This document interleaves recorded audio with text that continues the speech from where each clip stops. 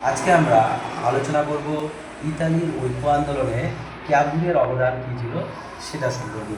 আজকে আমরা খুব সংক্ষেপে ডিসকাস করব যে ক্যাবুর কয়েকটা যুদ্ধ ও সন্ধির মাধ্যমে আমরা দেখব ইতালিকে ঐক্য করবেন। ঠিক আছে, প্রথমে আমরা যে সন্ধিটা বা যুদ্ধটা সম্পর্কে আলোচনা করব সেটা হচ্ছে ক্রিমিয়ার যুদ্ধ।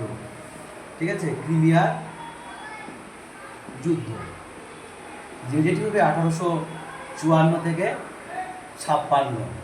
এটি হবে আমরা দেখব ইংল্যান্ড ও ফ্রান্স একটা দিকে থাকবে এবং আরেকটা দিকে থাকবে কে রাশিয়া। ঠিক আছে, এই যুদ্ধে আমরা দেখব রাশিয়া পরাজিত হবে এবং তারপর আমরা দেখব 1856তে আমরা দেখব প্যারিসের সম্মেলন হবে। ঠিক আছে, প্যারিস ইতালির ফ্রান্সের একটি শহর আছে প্যারিস, সেখানে একটি সম্মেলন হবে। সেই সম্মেলনে আমরা দেখব ক্যাবুরের নেতৃত্বে ফার্স্ট এই যে ইতালির ঐক্য আন্দোলন এটি একটি আন্তর্জাতিক সমস্যায় পরিণত হবে।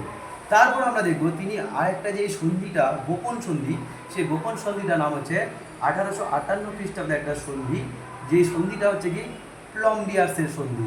ঠিক আছে, প্লম্বিয়ার্সের সন্ধি। এই প্লম্বিয়ার্সের সন্ধি দ্বারা আমি দেখব যে তিনি ফ্রান্সের যে সে সময়কার সম্রাট থাকবেন তৃতীয় নেপোলিয়ন, সেই তৃতীয় নেপোলিয়নের সঙ্গে একটি গোপন সন্ধি করবেন। সেই গোপন সন্ধি দ্বারা তিনি ফ্রান্সকে নিরপেক্ষ রাখবেন।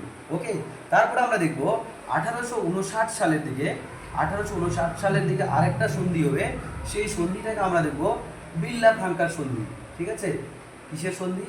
ভিল্লা ফ্রাঙ্কার সন্ধি।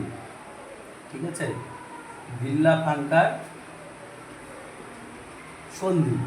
এই ভিল্লা ফ্রাঙ্কার সন্ধিটা কার কার মধ্যে হবে? এটি হবে কিন্তু আমরা দেখব অস্ট্রিয়া এবং ফ্রান্সের মধ্যে।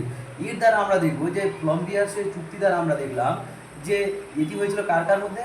এটি হয়েছিল পিডমন্ট সার্ডিনিয়ার যে প্রাইম মিনিস্টার ছিল কে ক্যাবুর, তার সঙ্গে হয়েছিল কার? তৃতীয় নেপোলিয়নের। কিন্তু ভিল্লা ফ্রাঙ্কার সন্ধি দ্বারা আমরা দেখব যে অস্ট্রিয়া এবং পিডমন্ট সার্ডিনিয়ার যখন যুদ্ধ আরম্ভ হবে সে সময় আমরা দেখব যে তৃতীয় নেপোলিয়ন পিডমন্ট সার্ডিনিয়াকে আর হেল্প না করে তিনি সেই সন্ধি থেকে বের হয়ে যাবেন এবং অস্ট্রিয়ার সঙ্গে এই ভিল্লা ফ্রাঙ্কার সন্ধি স্বাক্ষর করবেন। ঠিক আছে, তারপর আমরা দেখব যে ক্যাবুর অত্যন্ত ক্ষিপ্ত হয়ে যাবেন এবং তিনি ইমিডিয়েটলি কী করবেন যে এই যে যুদ্ধটা তিনি সেই সময়কার যে পিডমন্ট সার্ডিনিয়ার সম্রাট থাকবেন তার নাম ছিল ভিক্টর ইমানুয়েল, তাকে একা সেই যুদ্ধটা চালিয়ে যেতে বলবেন। কিন্তু আমরা দেখব যে ভিক্টর ইমানুয়েল এই ক্যাবুরের কথা শুনবেন না এবং তিনি একা যুদ্ধ চালিয়ে যেতে অস্বীকার করবেন। ঠিক আছে, তারপরে আমরা দেখব যে 1859 খ্রিস্টাব্দে আর একটা সন্ধি হবে। সেই সন্ধিটার নাম হবে কি জুরিখের সন্ধি।